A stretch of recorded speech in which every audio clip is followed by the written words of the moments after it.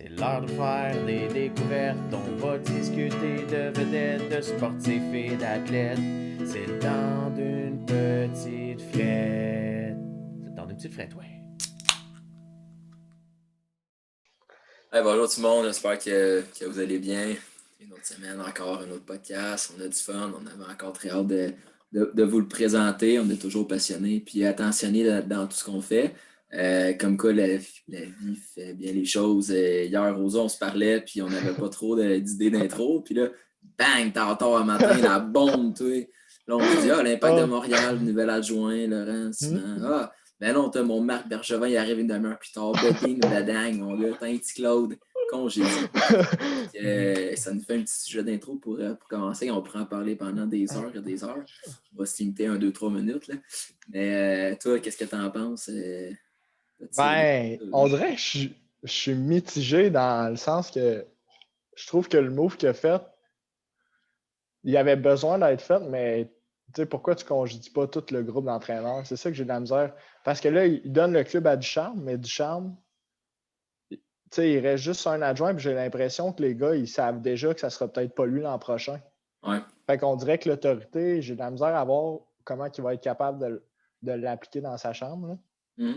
Regarde, tu vois, moi, je vois ça d'une manière dans le sens que, il est jeune. Oui, il n'a pas d'expérience, vous allez me dire, mais il est jeune. Là, je pense qu'il va plus coacher moderne. Je pense que le Canadien il va être beaucoup plus offensif dans le sens que le niveau des transitions en zone, il va y avoir un autre système en zone 1, c'est certain, parce que moi, je trouve que le Canadien, depuis le début de la saison, gardait beaucoup trop le puck en zone neutre, puis en sortie de zone.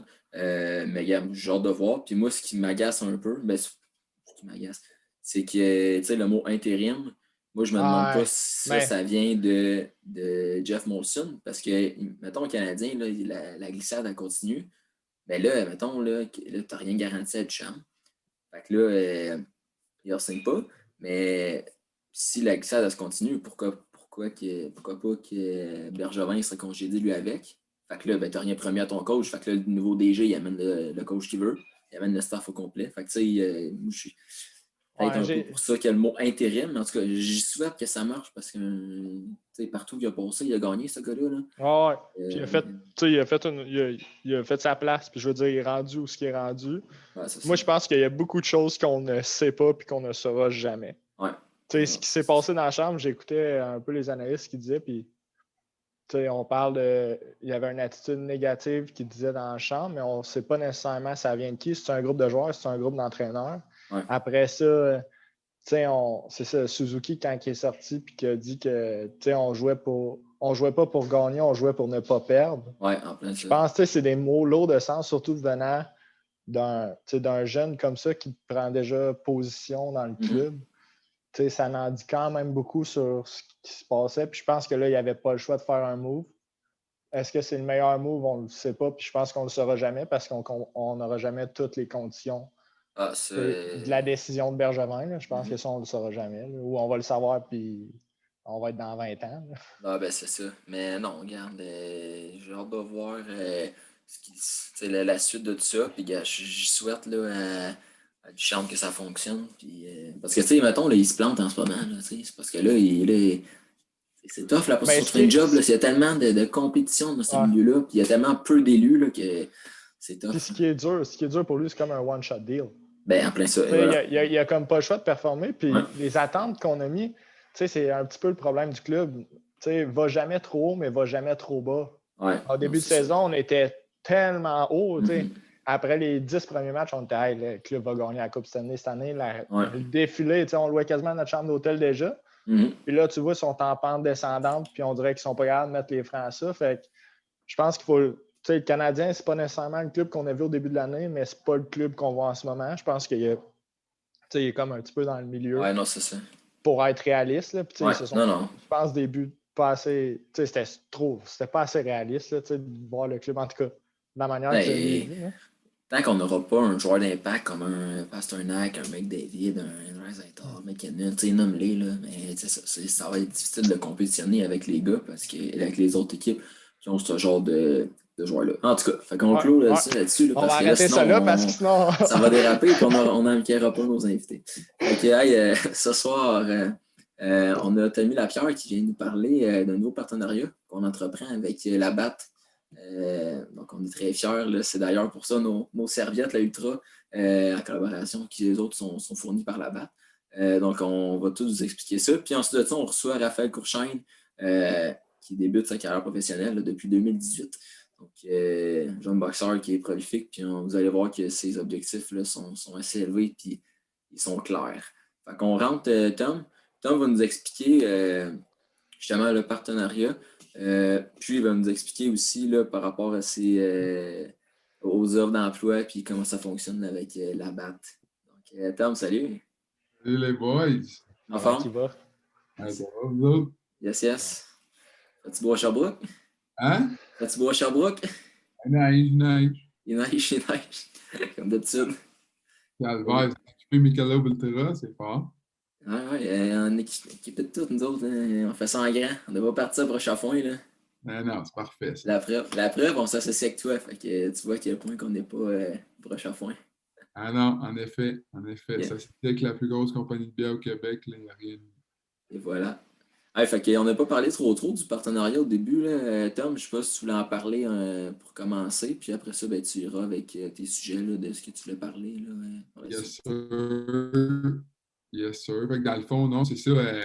En tant qu'ambassadeur de l'Université de Sherbrooke, il faut trouver des occasions un peu pour partager la marque avec la communauté universitaire, puis partager nos valeurs dans l'entreprise, puis tout le kit. Fait que, en ayant votre podcast, votre projet, puis l'effervescence qu'ont les podcasts dans la société aujourd'hui, puis le fait qu'il y a beaucoup de communautés universitaires qui regardent votre show, tout le kit, puis c'est cool. Là, il y a beaucoup de monde universitaire et tout, du futur monde universitaire qui viennent voir votre show, qui participe à votre show. Fait que, pour moi, c'était une belle plateforme d'aller avec vous autres. Puis honnêtement, pour la compagnie, c'est pas grand-chose. Là, ce qu'on vous a donné ou des petits brands pour mettre en arrière puis mettre la vision sur la compagnie, ben, ça peut donner soif à une couple d'auditeurs. Fait que, oui. C'est un peu ce qu'on fait dans tout ça. Là, fait que... Si les gens regardent nos premiers podcasts, ils peuvent voir que les murs étaient assez blancs. Puis là, on essaie de trouver des idées pour remplir les murs, faire de quoi de visuel qui est un petit peu moins plate que juste du noir sur blanc. Mais merci pour la petite commandite. Ben oui, c'est bien apprécié. J'aimerais ça, Tom, que tu nous parles maintenant. Là, on voit ça dérouler là, sur les réseaux sociaux, puis sur des nouvelles, tout ça, les offres d'emploi qui s'offrent chez la BAT présentement.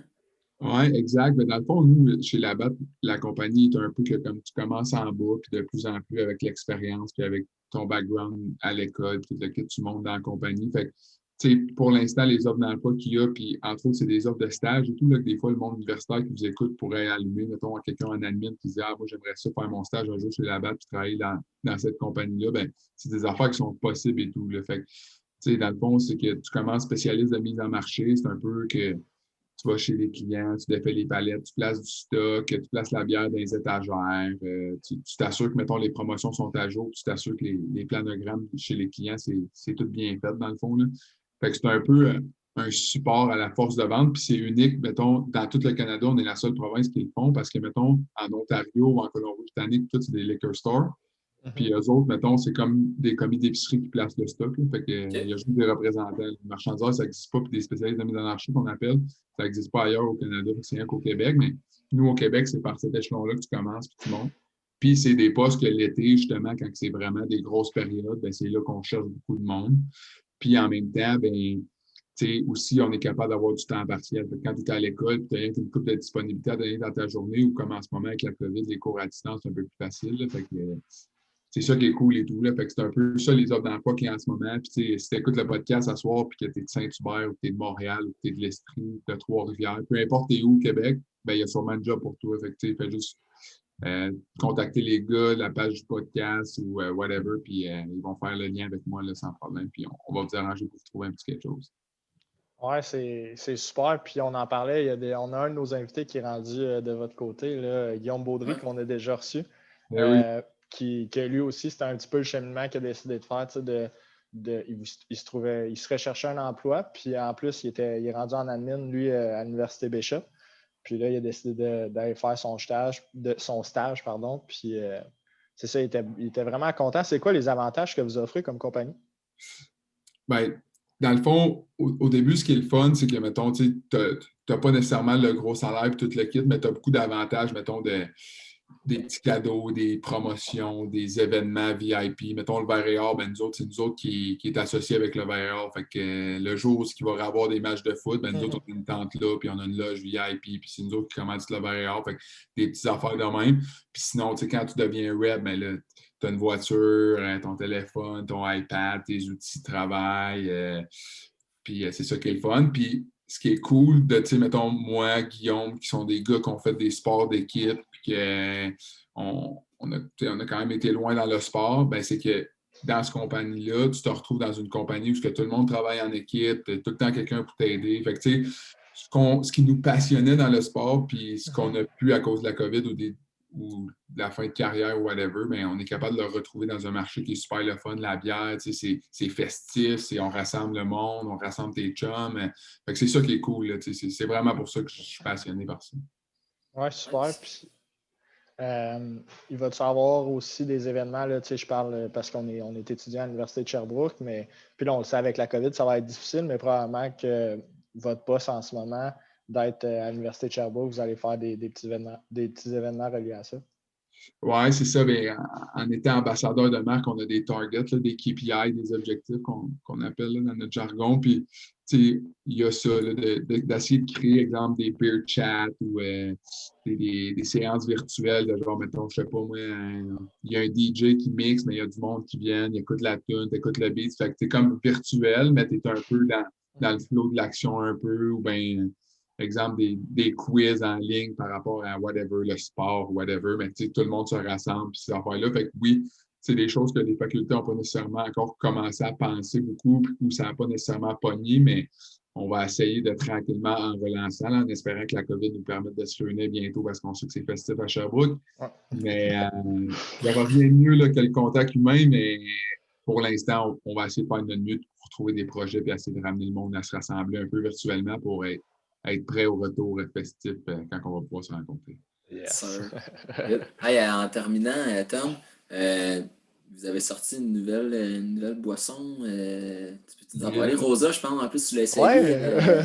Tu bois ça en ce moment, là? Ah ouais, j'ai été chercher une petite Bud Light Seltzer. Ouais, effectivement. C'est un gros hit, honnêtement. C'est un gros hit cette année. Puis le hit, il est vraiment énorme aux États-Unis. Là, fait que nous autres, on s'attend qu'au Québec, ça fesse autant. Puis la compétition du seltzer, du fait que c'est moins calorifique, toute cette affaire-là, santé, bien-être, là, c'est beaucoup ancré dans la compagnie. Puis c'est ça dans tout le segment. Là, si tu prends juste l'exemple des eaux gazifiées, là, c'est fou comment ça a augmenté là, ce segment-là dans les dernières années. Puis ils ont sorti des saveurs, puis les bubblés, puis tout. Avant, c'était pas tant, mais l'effet des États-Unis s'en vient tranquillement vers le Québec. Fait que, oui, c'est un gros hit. Puis en ce moment, c'est supposé sortir juste à la fin mars, ça, cette boisson-là, Bud Light Seltzer. Mais c'est exclusif en ce moment dans les couche-tard. Fait que, il y a un bon target là-dessus. Là. C'est pas mal populaire. En tout cas, aujourd'hui, mon téléphone n'a pas dérougi. Ouais, puis je vais te le dire, moi, j'ai goûté. Puis j'ai goûté à toutes les saveurs déjà. Puis excellent, pour de vrai. Non, c'est ça. Puis ce qui est important de comprendre, c'est que c'est pas une bière. Là. Si tu veux une bière, c'est pas une bière. C'est quelque chose, c'est un eau gazifiée alcoolisé. Puis cet été, tu vas être en bateau sur le bord de la biche. Tu veux de quoi de rafraîchissant, là, il n'y a rien de mieux. Il faut peut-être acheter ça. C'est ça que je parlais avec mes amis. C'est rare qu'on entend, par contre, avoir une bière. Tu dis, hey, j'ai hâte de boire cette bière-là cet hiver. Tout le temps, hey, imagine cet été quand on va être sur les autoroutes de golf ou en bateau, ça va être malade. Mais c'est rare que tu entends, hey, cette bière-là, là, cet hiver, à moins 30, elle va être bonne. C'est ça, exact. Bien hâte de voir de l'impact que ça va avoir cet été. Ça va brasser. Ouais. Excellent, Tom. C'était-tu d'autres choses que tu voulais rajouter? Non, mais pour finir, les boys, c'est cool là, ce que vous faites, le podcast. Tout, là, je suis content de participer avec vous autres et vous donner un peu de choses. Puis comme je vous l'ai dit, là, si jamais j'ai d'autres choses, des affaires qui viennent, des hoodies, whatever, c'est sûr, je vais vous faire signe. Mais continuez là, de faire rayonner le monde, de faire connaître du monde qu'on ne connaît pas nécessairement, là, que des fois... tu ne vas pas nécessairement aller, je peux te faire un podcast, mais en ayant du monde comme vous autres qui invitent du monde d'un peu partout, qui ont rayonné dans leurs différents sports ou leurs différents loisirs, là, peu importe, c'est vraiment cool. Puis je pense que c'est une belle affaire que vous faites, les boys. Yes. Merci du compliment, merci. Tom. Merci. Là, je veux juste revenir avant qu'on te laisse. Là. Tantôt, tu parlais de cadeaux et tout ça, puis de trucs. Mais là, à la maison, mais vous allez voir dans les prochaines semaines là, ce qu'il y en est par rapport à ça. Je ne dévoile pas tout de suite nos intentions, mais vous allez voir là, ce qu'on fera là, avec tout ça. Puis vous direz merci à Tommy en temps et lieu. Ah ouais, vous allez en profiter aussi. Vous allez en profiter aussi. Ah oui, vous allez en profiter. Vous ne penserez pas juste à nous, vous allez penser à lui aussi. C'est le moment. Ça me fait plaisir, les boys. C'était cool. Merci de m'avoir accueilli et de m'avoir permis de parler un peu de la compagnie. Tout ça. Yes. Merci à toi et merci à la BAT là, pour tout ce que vous faites pour nous. C'est bien apprécié. Ouais. En espérant que cet été, on va pouvoir en prendre une petite frette ensemble. Yes. 18, là, ça va pas pire. Ah ouais. Salut, Tom. Yes. Salut, Tom.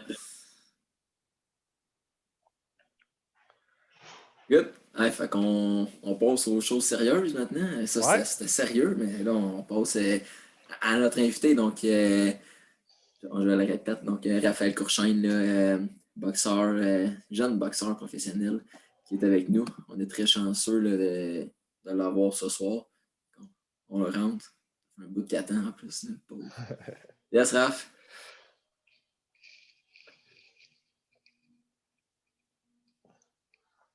T'es-tu là? On t'entend pas. Ça marche-tu? Non, attends, ça se connecte à l'audio. OK, bon. Là, on t'entend. Yes. Bon. Yes, là, ça va aller. Bon, OK, là, je vois tout bon. Super. Yes, sir. Une autre voix, en tout cas, c'est ça l'important. Merci d'être autant du petit frère, Raph. C'est bien apprécié. Merci à vous autres, les boys. C'est super gentil. Merci d'avoir pensé à moi. Ouais. En plus, tu étais sur ton aide d'aller, tu me disais, quand on t'a appelé avant. Tu disais, je viens de revenir du gym et tout. Fait que, je viens juste de revenir du gym. Là, ça fait comme 15 minutes que je suis revenu. Là, finalement, j'avais pas de bière. Il me restait juste la White Claw. Fait que je vais boire ça. C'est correct. On aime ça de même. Une petite consommation. Si c'est pas une petite frette, c'est une petite consommation. C'est que ça fait parfait. Pareil. Yes. Raph, boxeur depuis l'âge de 15 ans. Puis tu es professionnel depuis 2018 maintenant. Fiche de 8 victoires, une défaite avec 3 KO. Je commence en partant. Ça vient d'où la boxe, ta passion pour la boxe? C'est tellement arrivé comme...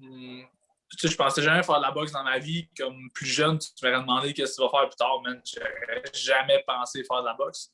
Je pense que j'ai juste comme...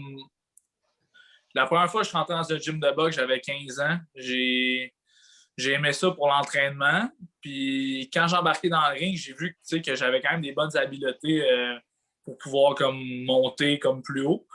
Puis, tu sais, j'ai fait un combat la première semaine, moi, que j'étais arrivé dans le gym. Fait que je suis comme juste embarqué dans une genre de roue, puis je me battais toutes les semaines après. Fait que ça a juste jamais arrêté, tu sais.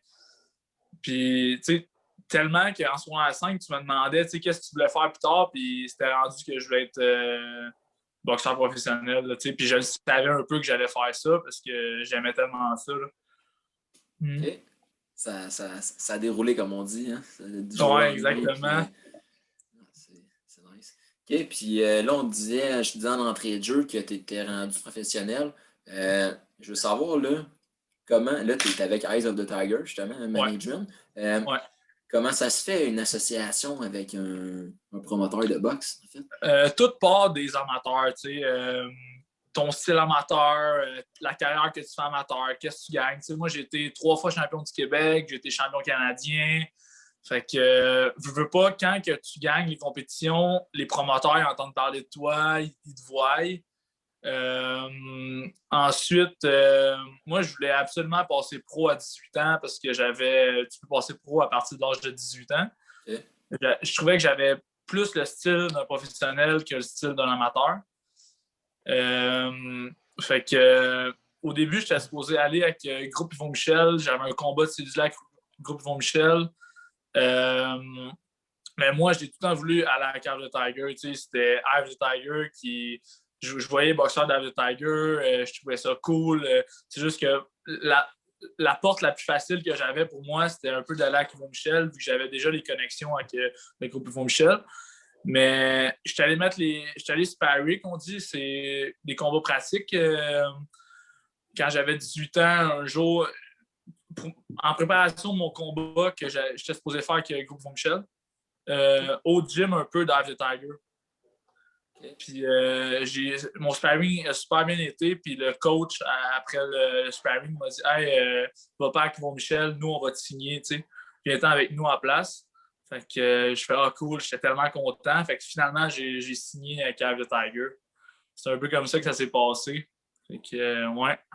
Okay, puis au Québec, j'avais une question parce que les promoteurs, c'est dans le fond, tu as Eye of the Tiger, là, tu l'as mentionné, le groupe Yvon Michel. As-tu un autre groupe ou c'est pas mal les deux seuls promoteurs que les boxeurs les plus hauts? Au Canada, il y en a d'autres. En Ontario, Alberta. Mais au Québec, c'est vraiment les principales, c'est Eye of the Tiger puis groupe Yvon Michel.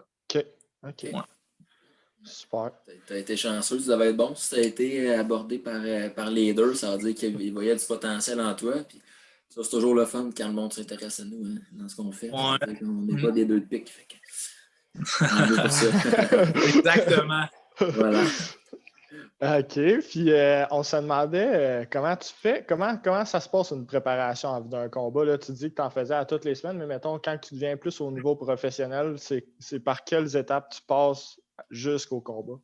Dans le fond, on a habituellement, tu sais, là, c'est en temps de COVID, fait que c'est différent ces temps-ci. Mais mettons, habituellement, avant COVID, tu sais ton adversaire environ 2 mois avant le combat. Tu sais que tu vas te battre peut-être 2 mois avant le combat. Fait que 2 mois avant le combat, tu pars un camp d'entraînement. Ça, c'est un camp de 8 semaines où que tu fais juste ça. Là. Tu manges, tu t'entraînes, tu dors. Tu fais juste ça, tu sais, puis tu coupes toutes les autres affaires. Mais, tu sais, comme moi, mettons, pendant mes camps d'entraînement, j'ai 2 trainings par jour du lundi au samedi. Ça fait 12 trainings par semaine. Okay. Le dimanche, c'est off, c'est de même pendant 8 semaines. Fait que c'est un peu comme ça que ça se déroule un camp d'entraînement. Tu focuses sur l'adversaire, tu travailles des choses sachant ton adversaire, tu regardes des vidéos de lui, tu l'analyses, puis tu te prépares en fonction de ça, de ton adversaire. OK. Parce qu'on en parlait avec Charlotte, nous autres, on est plus habitués, mettons, dans les sports collectifs où ce que ton adversaire, tu l'as dans la semaine ou tu vas l'avoir sur un back-to-back dans une fin de semaine, mais après ça, tu n'en parles plus. À quel point ça devient dur de focusser pendant 2 mois sur la même personne sans nécessaire. Tu sais, tu es 2 mois à attendre cette journée-là, mais est-ce qu'à un moment donné, ça devient dur de tout le temps rester focusé sur la même personne, de comme devenir quasiment maniaque de lui? Ah, c'est clair, mais tu sais, moi, je vois plus ça, tu sais, comme c'est un sport, puis la boxe, ils disent 1 heure, à cette heure-là, il faut que tu performes, tu sais, à telle heure, tel jour, il faut que tu performes. Fait que tu te prépares pour ce moment-là, tu te prépares pour ce gars-là. C'est sûr que c'est dur, là, tu sais, rester focus tout le temps. Tu sais, si on est jeune, je veux pas, fait que c'est le fun, les à côté aussi, fait que... mais non, on n'a pas le choix, tu sais, c'est comme mon métier, fait que j'ai comme vraiment pas le choix d'être sérieux et de pousser là-dedans. Là. Okay. Hey, c'est peut-être niaiseux comme question, mais est-ce que ça a déjà arrivé que tu as rêvé à un adversaire? Ah, pour vrai, là, c'est... Tu sais, mettons, comme... Moi, je fais... mettons, le 2 mois avant le combat, là, je me couche le soir, je pense à ça. Ah ouais, OK. Ouais, tu te ramasses seul le soir dans ton lit, là, c'est là que tu penses à l'anxiété et tout. Là, moi, le soir, avant de me coucher, là, je pense à ça. Ah ouais, je pense juste à ça. Là, je me fais le gars, il est même dans son lit. Ah ouais. Je me fais des scénarios dans ma tête.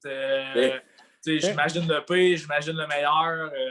Mais je veux pas, c'est la préparation mentale. Ça fait partie du combat aussi. Là, comme ça, quand tu arrives au combat, ben, tout ce stade-là de stress, mais tu l'as comme déjà un peu vécu. Fait que tu arrives au combat et tu as juste hâte de te battre dessus. Okay.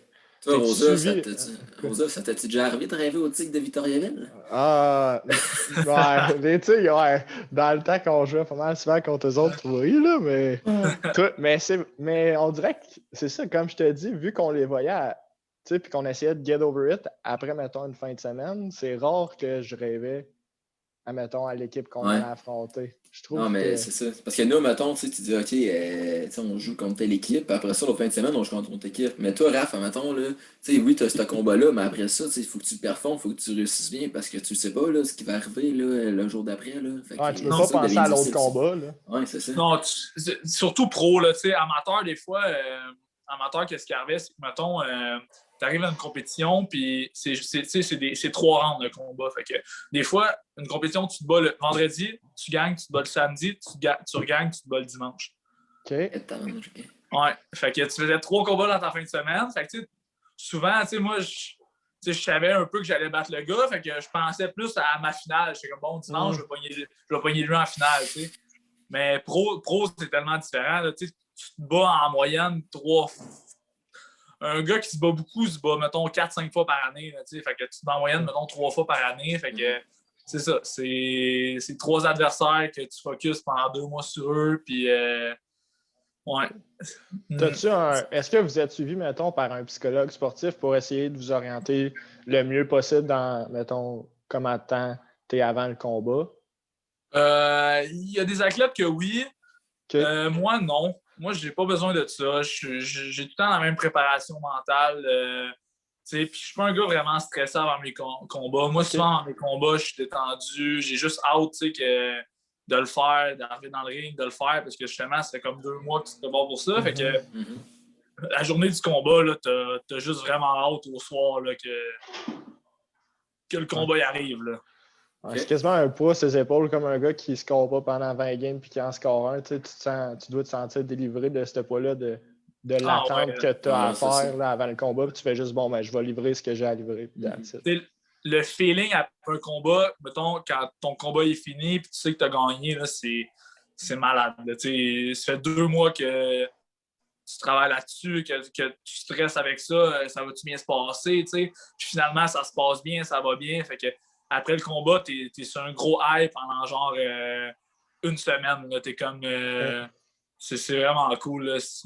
Pour vrai, je pense pas qu'il y a comme d'autres sports vraiment à part la UFC, mettons, qui équivaut ce feeling-là, point de vue émotion, puis c'est ça. OK.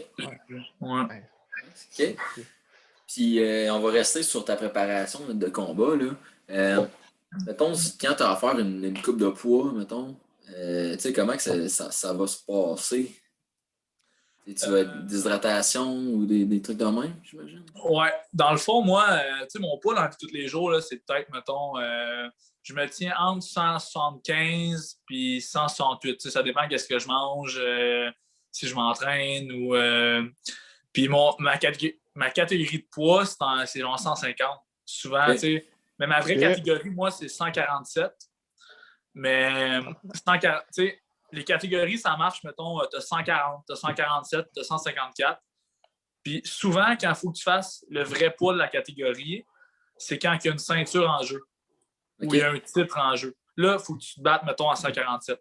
Mais moi, en ce moment, je ne me bats pas pour des titres. Fait que, tu sais, je peux conclure avec mon adversaire, OK, le combat, on va le faire à 150. OK. Fait que, tu sais, moi, souvent, je me bats comme à 150, tu sais, puis je pèse comme 170 dans la vie de tous les jours. Fait que, tu sais, j'ai du poids à perdre, là. Fait que, souvent, c'est 1 mois avant le combat, je commence ma diète. Je veux pas, je perds. Mettons, avec ma diète, mettons, je passe de 170 à peut-être 164, 165. Ensuite, la semaine avant le combat, je commence à couper mes calories. Tout ce qui est carbs, je mange beaucoup moins. Fait que, puis la journée du combat, je déshydrate. Fait que souvent, j'arrive, mettons, avant de me déshydrater, puis il me reste, mettons, 8 livres à perdre. OK. Fait que là, ce soir-là, il faut que je déshydrate 8 livres. Fait que là, je me mets un gros sauna suit, je m'habille comme des manteaux, je vais dans le sauna, j'attends. Je m'assis, j'attends. Je suis tout le poids que j'ai à suer pour faire la pesée pour le lendemain. Ouais, parce que le corps est composé de beaucoup d'eau. Là. Puis j'entendais Pat Côté qui parlait de sa dernière coupe de pause en Belle, puis qu'il avait comme je me souviens plus si c'est les chiffres exacts, là, mais c'est vraiment proche. Il avait perdu genre 26 livres en 36 heures. Là. Ça n'avait aucun sens. Là. Ça n'a pas de sens. Moi, jamais que je vais faire autant que ça. Il faut que tu sois un malade mental pour faire ça. Ouais. Pour vrai, ça n'a pas de sens. Là. Moi, quand, mettons, déshydrater 8 livres, là, je trouve ça rough. Là. 8 à 10 livres, là, je trouve ça rough. Ouais, c'est tellement dur. Tu rêves à de l'eau. Là. Tu rêves à boire de l'eau, tu rêves à manger. Ouais. Puis, quand tu fais ça, est-ce que tu es suivi ou c'est pas mal juste toi qui s'en occupe? Les coachs qui sont avec moi quand je fais ça, ils en ont vu. Là, ils en ont vu des actions. OK, tu es accompagné quand même. Là. Il y a tout le temps comme deux, trois coachs avec moi. Puis souvent, on dort à l'hôtel. Fait que ce soir-là, je dors dans la même chambre qu'eux. Ils me regardent. Ils me checkent tout le temps. Puis j'essaie tout le temps, moi, de déshydrater plus. Comme ça, je peux boire un peu d'eau. Ouais, c'est moins dur. Ouais, c'est peut-être moins dur de ce côté-là. Mentalement, mettons que je me bats à 150, mais je vais me déshydrater à comme 149. Fait que là, je me donne un petit gauge dans la nuit, je me lève, je prends des mini-gorgées d'eau, là, je me repèse, voir si je suis correct. Puis que le corps, mettons, tes cellules sont déshydratées, fait que toute l'eau que tu leur donnes, ils l'absorbent tout de suite. Ils l'apprennent. Fait que aussitôt que tu bois une gorgée d'eau, ben, tu reprends 0.2, 0.3, 0.3 livres, ça va vite, là. Ah ouais. Ouais. Ça, c'est de quoi du sport qui me fascine le plus à eux. Là. Les gars, des fois, tu les vois à peser, puis c'est des bobs, c'est des éponges, ils sont tout maigres, puis le lendemain, ils arrivent, puis ils ont gonflé, ils sont quasiment le double de leur poids. Là, tu fais comme tabarnak. C'est quoi qu'ils ont mangé en 24 heures qui les font grossir, mais c'est ça, comme tu dis, admettre que ta cellule, tu la prives, puis que là, elle en a vraiment besoin, tout ce que tu vas lui donner après, elle va la prendre. Là. Elle va le reprendre, puis tu sais, comme moi, mettons, j'embarque dans le ring, là, je me pèse à 150 la veille, puis le lendemain, dans le ring, je suis 168, 169. Là. Ouais, c'est bien. Je reprends tout ce poids-là. Là. Ouais. OK. Mais moi, c'est vraiment pas si pire. Il y a des gars là, qui déshydratent, là, comme tu disais tantôt, pas de côté, ces affaires-là. Les gars de UFC, MMA, eux, c'est des malades mentales. Là. Des fois, ils perdent 25 livres d'eau. Là. Ça n'a pas de sens. C'est rough sur le corps là, quand tu regardes ça. Là. Puis, tu sais, même, nous autres, mettons, dans le bac en kin, là, on est quand même dans le réseau de la santé, là, puis on te montre à comment t'hydrater, mais on te montre jamais comment te déshydrater.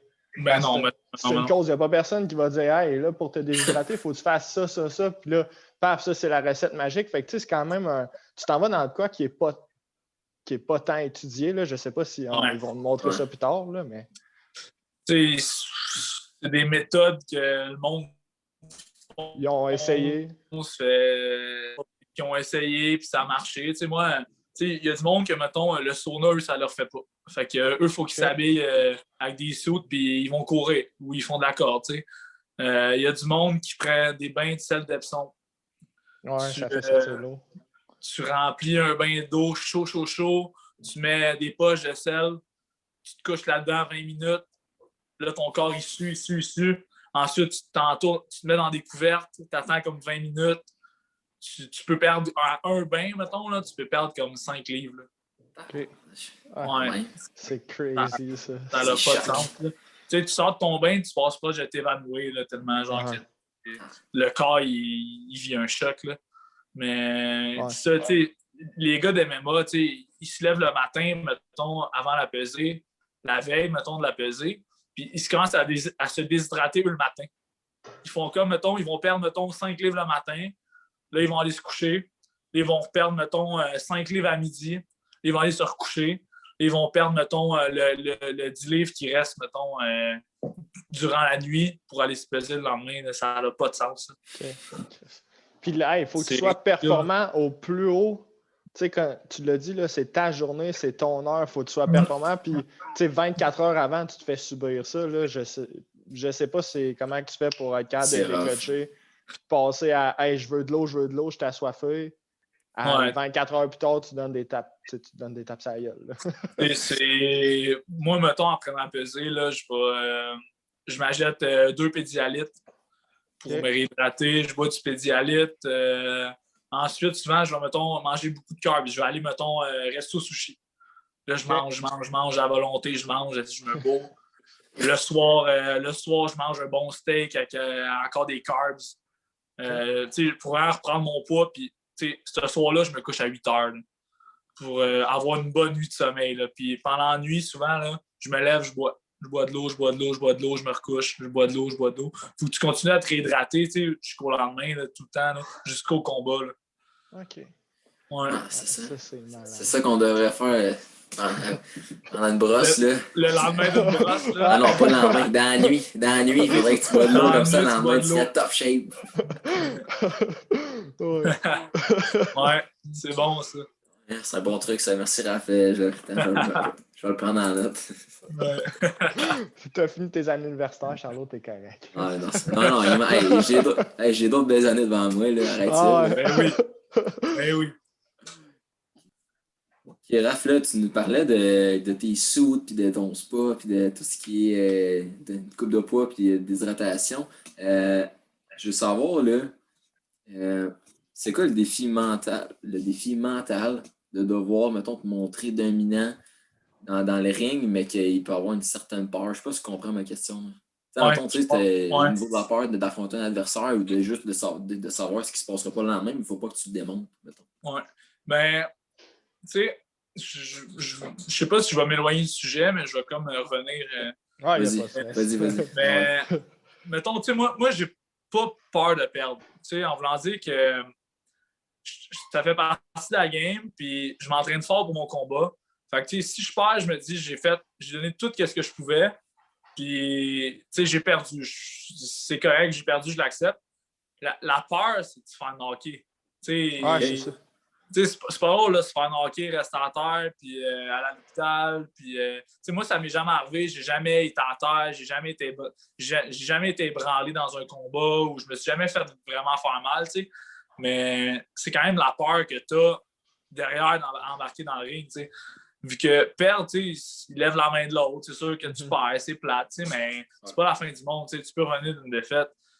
Mais. Faut que je revienne sur la question. Mais non, mais ça répondait quand même.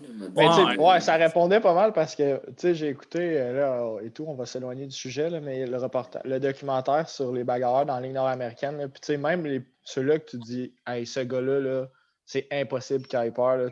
Tout le monde, on dirait qu'il s'en va, qui sait qu'ils vont se battre. C'est sûr que tu as une peur intérieure justement de te faire knocker. Ben oui, c'est perdre, je veux pas. Oui, c'est plate. Oui, c'est pas le fun, mais se faire knocker, t'as une commotion cérébrale, t'as des séquelles pour le reste de ta vie, puis c'est plus là l'enjeu, là, tu sais. Non, c'est clair. Hey, on a posé sur notre compte Instagram, savoir s'il y en avait qui avaient des questions, puis on était agréablement surpris, là, il y en a plusieurs. D'habitude, ça marche pas trop. Mais là, à ce soir, ça a pogné. Fait que faut croire que c'est à cause de toi. Fait que le sujet, puis c'est soit le sujet ou c'est toi qui ça intéressait le monde. Mais on a Alex Laprise qui voulait savoir ta plus grande peur. Mais ta plus grande peur, c'est de te faire knocker. C'est de faire knocker, tu sais. Mais je suis quand même confiant parce que. Oh, voyez-vous encore? OK. Ouais. Je suis un gars, tu sais, que je prends. Il y a des gars qui prennent pas bien les coups, tu sais, qu'ils mangent un coup et qu'ils tombent ébranlés. Moi, heureusement, mais je pense que je prends bien les coups. Tu sais. Le fait que je ne m'ai jamais comme fait ébranler, que je ne m'ai jamais comme vraiment fait faire mal, ça démontre que je prends bien les coups. Fait que tu sais, quand je rentre dans le ring, j'ai confiance. Je sais que je sais que je vais pas me faire knocker, tu sais, ça peut arriver.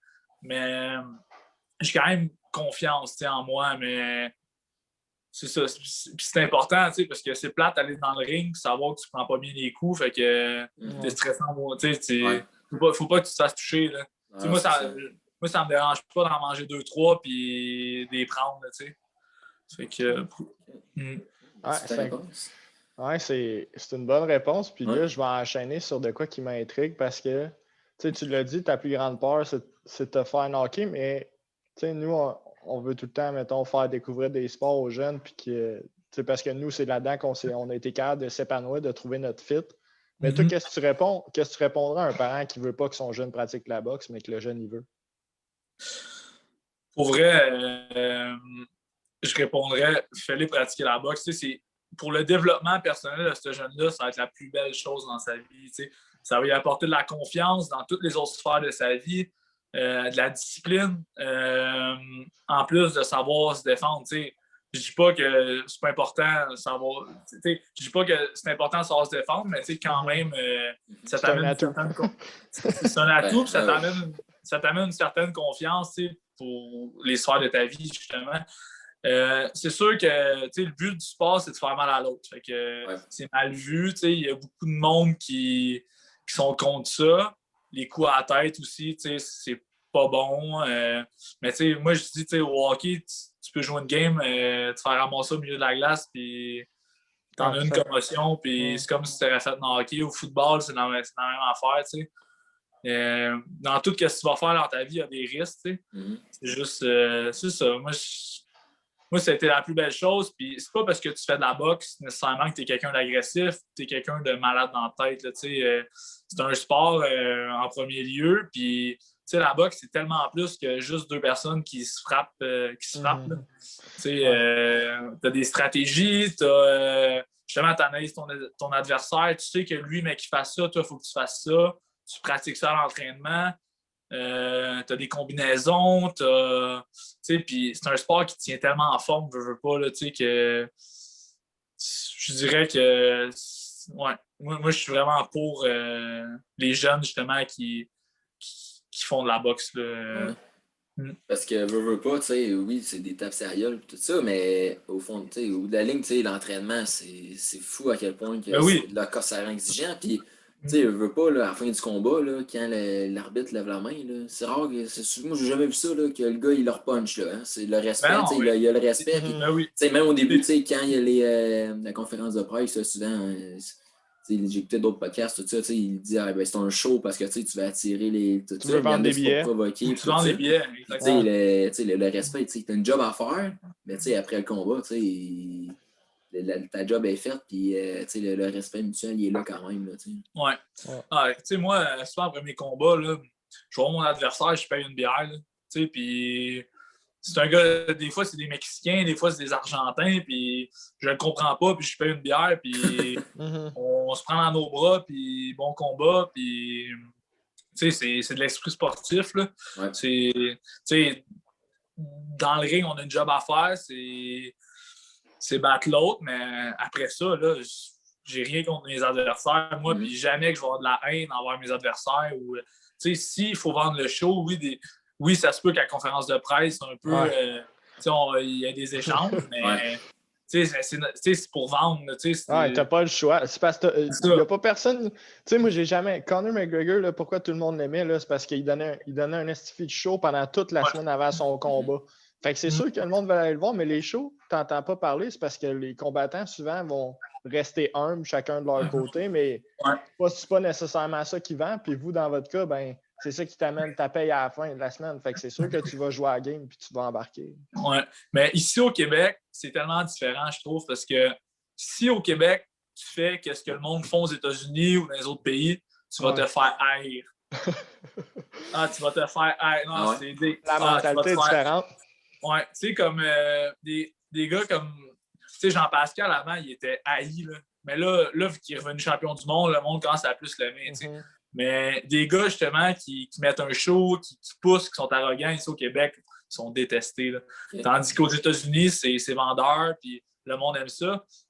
Ici au Québec, pour te faire aimer, il faut que tu sois il faut que tu sois le petit gars tranquille, qui ne dit pas un mot, puis qui fait ses affaires. C'est le même. C'est comme Lucian Boutet. Tes émotions.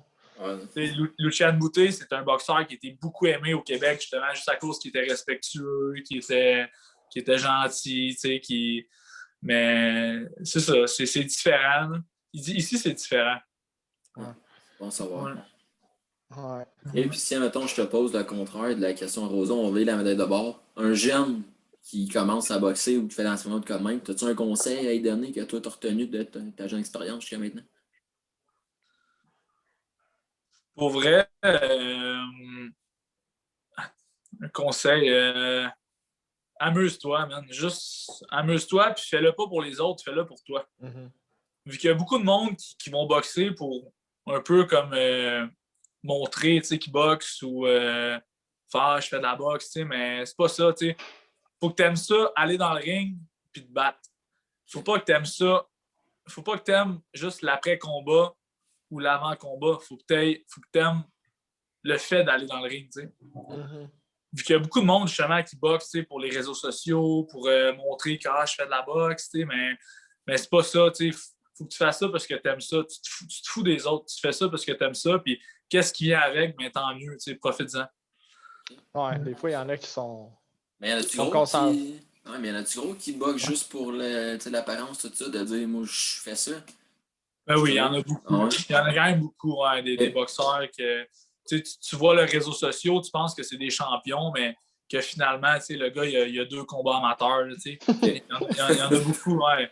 Il y en a gros de ça. Là. OK. Ah, c'est bon. Fait quand à Star, là, les gens, quand vous voyez une photo de comme même, les fausses apparences, renseignez-vous à savoir. Pas si aux apparences. Historique. Ouais, ça, c'est bon. On peut, j'aimerais ça parler. Y a-tu, parce que, puis on en parlait tantôt du fait que, tu sais, il faut que tu te concentres sur ton adversaire, puis il faut comme que tu aies un mindset de guerrier puis de gagnant. Y a-tu un livre, genre, ou un film, une personnalité, quelqu'un qui t'a dit, ah, lui, je vais suivre son exemple, une phrase qui t'a dit que tu ne déroges jamais de ça? J'aime beaucoup Mike Tyson. Moi, j'ai commencé à boxer, là, je regardais toutes les vidéos de Mike Tyson, puis j'ai une phrase de Mike Tyson tatouée sur le bicep, là, c'est con, là. Ben, ça vient de répondre à notre question. Non, ça, c'est une bonne anecdote. J'ai commencé à boxer à 15 ans, j'avais 16 ans, j'arrive chez le tatoueur, je sais comme pas quoi me faire tatouer, je voulais juste un tatou. Je check sur Internet des phrases de Mike Tyson. Je dis au tatoueur, tatoue-moi ça sur le bicep, tu sais. Je check ça aujourd'hui, je trouve ça drôle, là, mais c'est ça, c'est une petite anecdote. C'est quelqu'un qui t'a amené une drive. Hey, puis là, le dernier combat que tu as fait, c'était contre qui puis c'était où?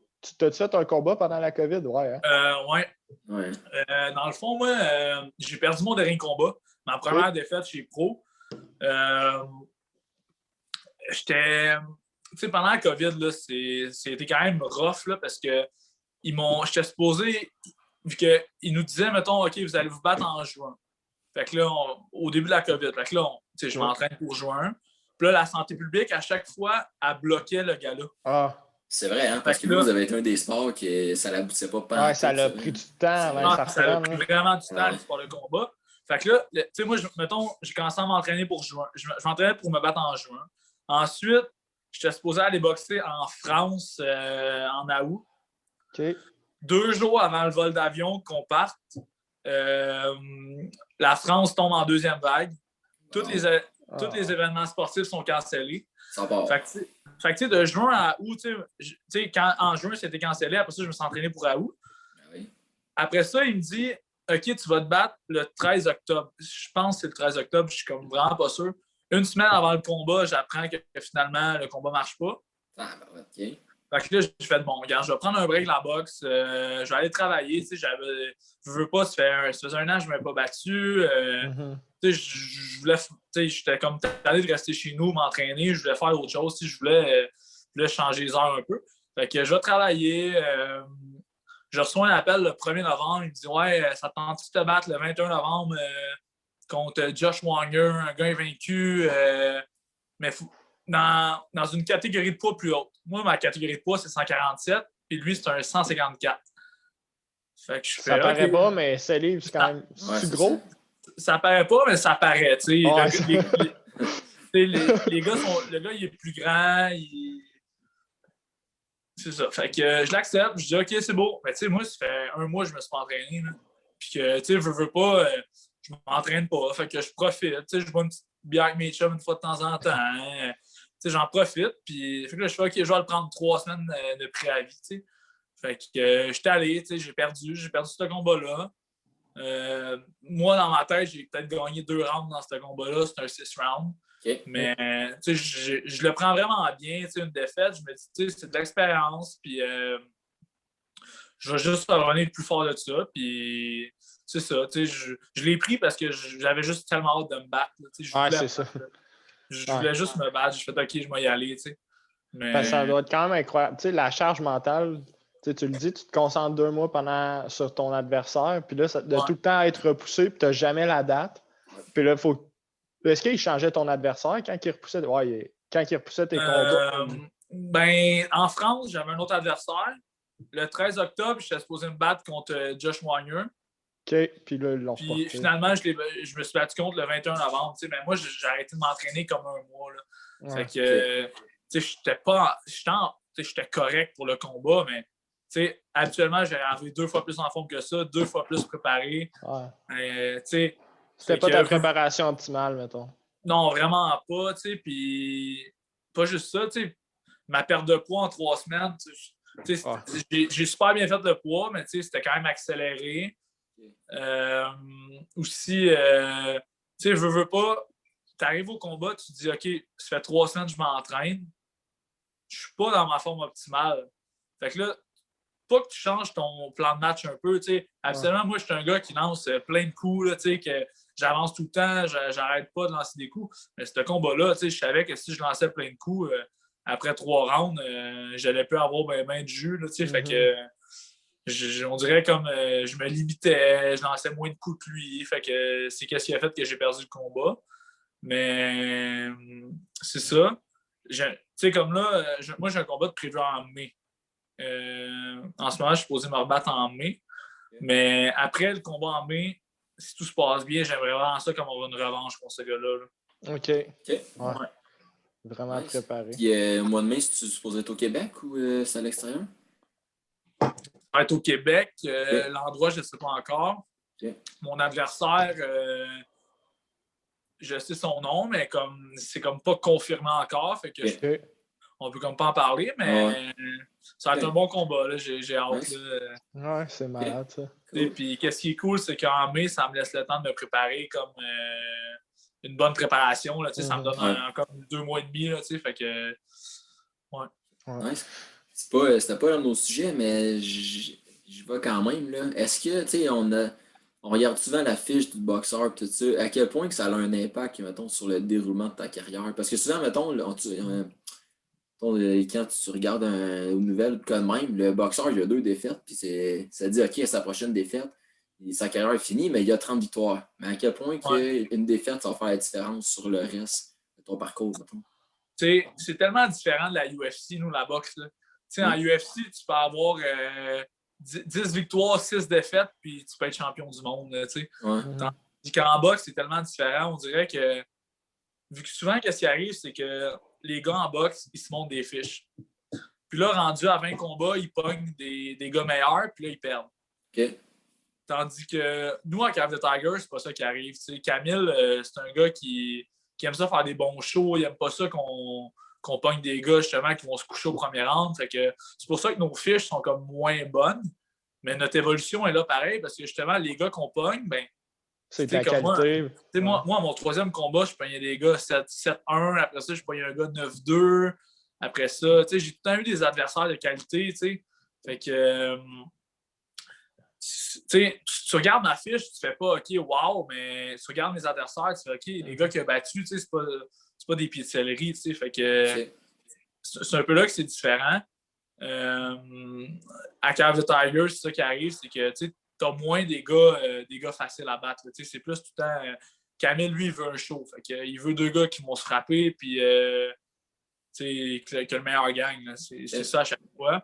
Fait que, puis au stade où je suis dans ma carrière, j'aurais pas. Mon dernier adversaire, il était 6-0, puis il y avait 5 KO sur ces 6 combats. Fait que, au stade où je suis dans ma carrière, 8 combats, là, j'étais 0 obligé d'accepter un gars comme ça. Là.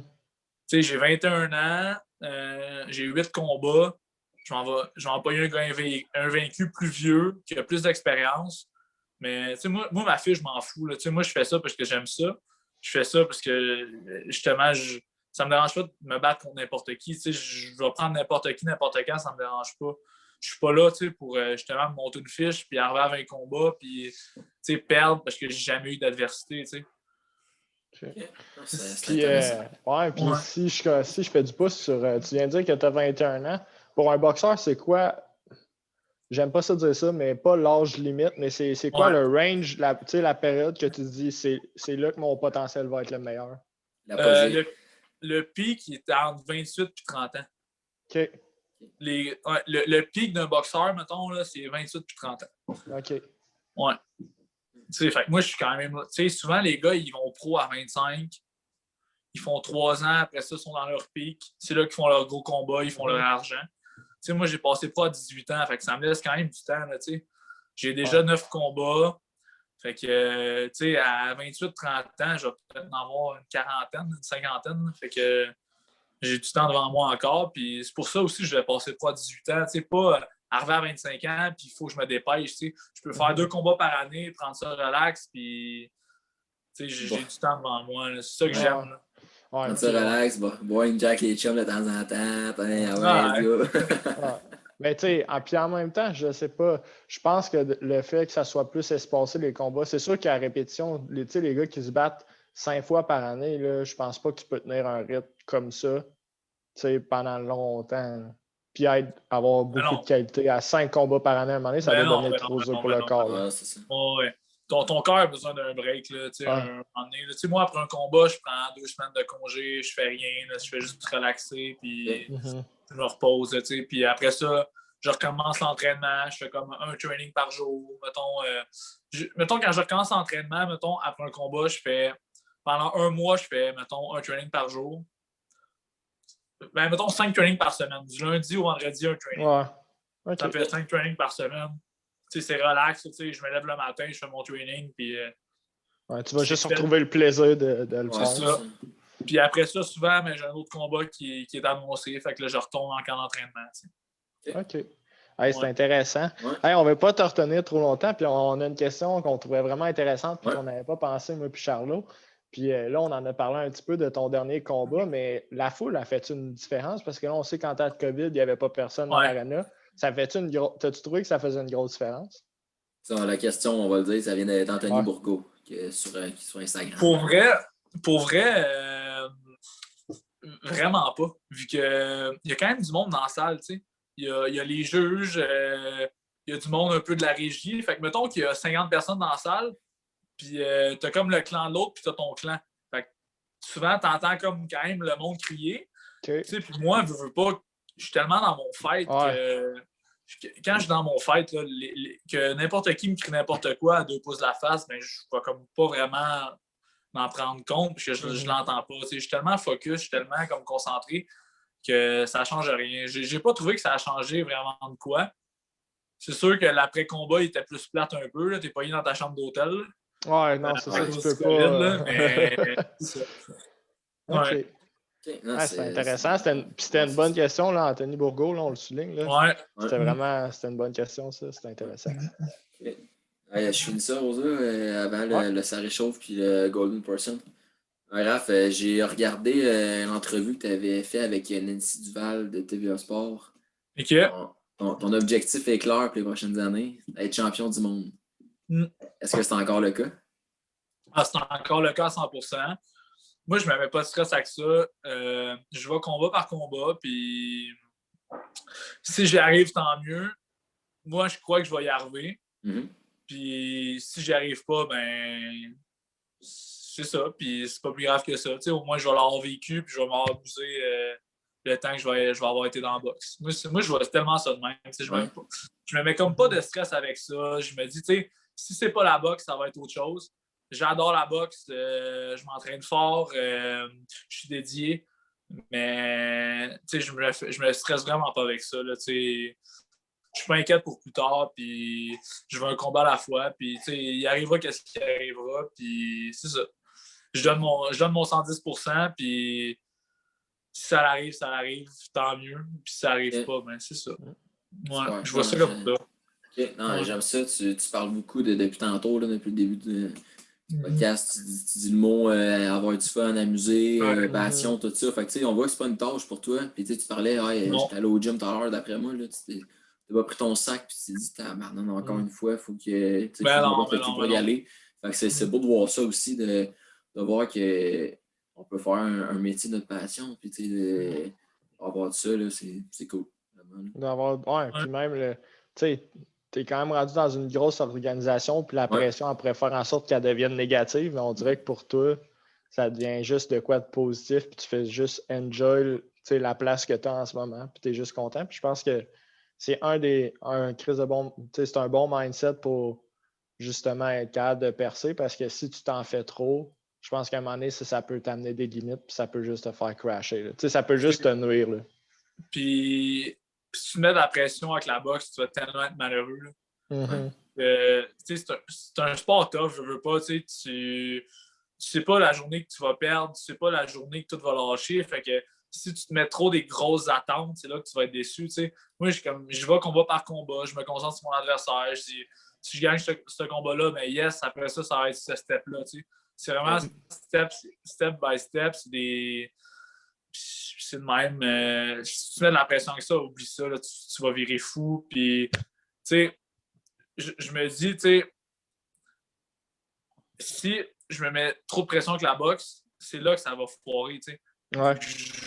Je vais arriver stressé dans le ring, je ne serai pas moi-même. C'est okay. J'aime ça. De vrai, là, c'est enrichissant à soir. Merci encore pour ton temps. Allez, on passe à nos deux derniers segments, le arrêt chauffe puis la personne en mort, qui sont présentés par nos partenaires, le 2M financier. On vous invite encore une fois à aller voir leur capsule hebdomadaire, puis leur page Instagram puis Facebook. On commence avec ça réchauffe, Raph. Je veux savoir le pire endroit puis le meilleur où tu as boxé. Pour commencer. Ben, c'est le pire puis le meilleur en même temps. C'est bon, ça. Un endroit fucké, c'est ça qu'on appelle? Ah ouais, j'ai 16 ans, OK? Un de mes coachs, Miguel Bois, m'appelle un mardi soir. Il me dit « Raph, ça te tente de boxer demain? Il faut dire que tu as 18 ans pour rentrer là. » Fait que là, je fais « OK, c'est beau. » Fait que là, le lendemain, j'arrive avec mon sac. Mick vient me chercher en char, on monte à Montréal. Je me rappelle plus trop de la place. On va en l'arrière d'un bâtiment, on rentre là, il y a un doorman habillé. Il me dit t'es qui, toi? Là, il check sa carte des combats, il me voit, Raphaël Courchaine. Il me dit t'as quel âge? Je fais 18 ans. Il fait OK, c'est bon, rentre. Je rentre là. Simple de même. Ah ouais, je rentre là. Il y a comme en rentrant, il y a genre 2 filles tout nues, genre body painting, tout nues qui se promènent avec des plats qui vont servir du monde en veston cravate. Dans le fond, c'était des messieurs riches qui ont des entreprises qui se font à chaque année un gros gala de boxe amateur. Okay. Ils game sur les combats entre eux. Mettons, ils disent OK, lui va battre lui, tu sais. Puis ils misent des je sais pas trop combien. Puis il y a des danseuses avec des poteaux autour du ring. Les filles qui servent la bouffe sont tout nues. Comme. Man, j'ai 16 ans, là, j'arrive là. Welcome to the show. Puis nous, après le combat, c'était alcool illimité, bouffe illimitée après notre combat, vu qu'on se battait sur la carte. Fait que c'était n'importe quoi. Man. Mais là, pour les gens qui nous écoutent, là, c'est pas ça un vrai gala de boxe. T'as vraiment frappé un combat qui sortait vraiment de c'est des événements privés, tu sais, fait que les combats sont organisés souvent la veille, tu sais, mettons, ils t'appellent la veille, puis c'est demain à telle place, tu te présentes là, puis c'est vraiment privé, là, tu sais, c'est pas... je pense pas que ce soit des événements légaux, là. Ouais. C'est ça. Okay. Mais en même temps, pour faire ta place, tu sais, pour te faire un nom, tous les combats sont... Tu sais, c'est plate à dire, mais tous les combats sont bons, puis tu sais, quand tu fais la réflexion, c'est je vais-tu me faire un nom ou parce que si t'en fais pas, tu te feras jamais de nom. Là. Non, oui. Puis amateur, tu sais, comme je te dis, tu peux te battre 3 fois dans ta fin de semaine là, dans les compétitions. Fait que plus que tu fais de combats, c'est de l'expérience. Fait que moi, amateur, je refusais aucun combat. Là. Ouais, c'est ça. Des fois, il me disait OK, tu te bats. Je me rappelle, j'avais comme 16-17 ans, je verrais des brosses avec mes chums, puis il m'appelait, mettons, je verrais une brosse le vendredi soir, puis il m'appelait le samedi matin. Ouais, Raph, la finale d'un gala de Drummond a cancellé, il manque un adversaire, tu veux-tu y aller? Je me lève, je suis comme le lendemain de veille, mais je fais OK, je vais me battre à soir, tu sais. J'allais me battre le soir même. Tout le temps, tu sais, je ne refusais pas de combat, j'y allais, puis c'est de même, veux pas que tu évolues, puis que tu prends l'expérience. Ouais. Ça, c'est ce qu'on appelle un passionné. C'est ça. Tu le fais vraiment pas juste pour, comme tu dis, les après, c'est que tu le fais parce que tu aimes ça être dans le ring. Puis, c'est ça. Ça paraît vraiment. Hey, ton combat fucké, t'avais-tu gagné? Y a-tu Chrono qui avait fait de l'argent? Non, j'ai perdu une décision partagée. Et tabarouette, il y en a qui ne devaient pas être contents. Hey, ceux qui avaient misé pour toi, là, ils devaient chialer sa décision. Hey, partageons en plus. Les refs étaient achetés. Mais oublie ça, j'étais pas dans ma game. Là. Dépassé par les événements. Et voilà. Alors, j'étais pas dans ma game. Là. Je faisais juste checker à Ringer entre les rounds. Hey, wow. Hey, on ne veut pas te retenir trop longtemps. On va passer à la personne en or. La personne en or, c'est la personne que tu aimerais ça remercier pour ton développement sportif ou la personne que tu es en ce moment. Y a-t-il quelqu'un à qui tu dois une chandelle qui le sait, que tu as peut-être déjà dit ou qui ne le sait pas? Je dirais. Est-ce que je t'ai coupé? Non, vas-y. Je dirais mes coachs pour elle. Mes coachs que j'ai en ce moment, c'est les mêmes depuis le début. Marc Seillé, Mick Gadebois, puis Mike Moffa. Mike Moffa, c'est mon coach depuis que je suis professionnel. Mais c'est lui quand même qui m'a emmené à Cave the Tiger, justement. C'est de lui que je parlais tantôt, qui m'a vu sparrer et qui m'a dit viens-t'en à Cave the Tiger. Okay. Marc Seillé, Mick Gadebois, ils ont tout le temps été dans mon coin depuis le début. Ils ont tout le temps cru en moi. Marc, c'est comme un deuxième père pour moi, là, clairement. Là, je peux l'appeler n'importe quand, il va me répondre. Je peux aller chez eux. Je débarque chez eux, me faire souper. Puis, c'est pas grave. Non, exact. Puis Mick aussi, là, Mick, c'est un de mes chums dans la vie, puis ça va tout le temps le rester, puis dans mon coin. Fait que, ces trois personnes-là, vraiment. T'ont amené à un niveau supérieur. C'est Good. Hey, fait qu'on va conclure ça là-dessus, mon gars. Merci d'avoir été avec nous. De vrai, on est vraiment encore très choyés du produit, Colin. De vrai, à chaque semaine, on dirait que la barre elle se met encore plus haute. Puis nos invités répondent. Puis c'est le fun parce que on prend un guest en vous envoyant des invitations, tout ça. Ben oui. C'est tout le temps plaisir. Puis vous tripez quasiment plus que nous autres à répondre à notre invitation. Fait que de vrai, c'est vraiment cool par rapport à ça. N'hésitez pas, comme on dit à chaque fois, à partager, aimer. On est sur Spotify, YouTube, Google Podcast. Comme on vous a mis sur notre Instagram, là, on est sur aussi le balado sur ton iPhone. Tu as cliqué sur le balado, tu tapes le temps d'une petite frette, on est là aussi. Puis restez à l'affût là, dans les prochains jours, prochaines semaines. On fait quelque chose là, avec les produits là, que Tommy Lapierre là, nous a donné. Fait qu'on est très chanceux. Donc, restez à l'affût par rapport à ça. Puis, Raph, Yann, encore une fois, merci. Merci à vous, les boys. Lâchez pas, man. Puis, c'est ça. Ouais, on va finir ça de même.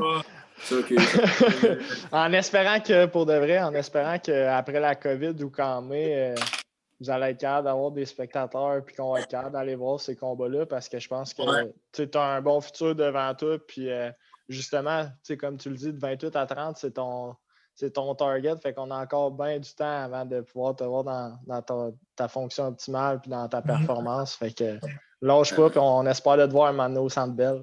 Yes, un gros merci, les boys. Attention à vous autres. Yes, aussi. Yes. Allez, sur ça, on se dit à la semaine prochaine. À la semaine prochaine. Le podcast est terminé, notre invité a tout donné. On se revoit la semaine prochaine autour d'une autre petite fête. Ça va être le temps d'une autre petite fête, ouais.